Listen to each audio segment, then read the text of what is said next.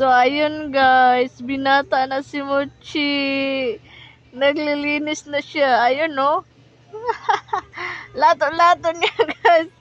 Anak ko, binata na ng mga anak ko. Ayun, no? Yung lato-lato niya. Ay, pinapalabas na niya ang kanyang lato-lato.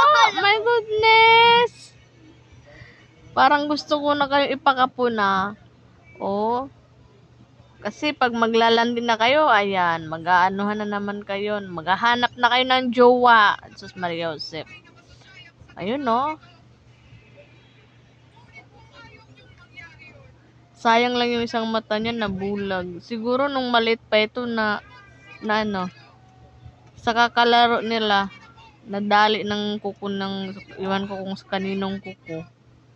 Isa na lang yung mata niya, guys. Yung isa wala na yan. Hindi na yan makakakita.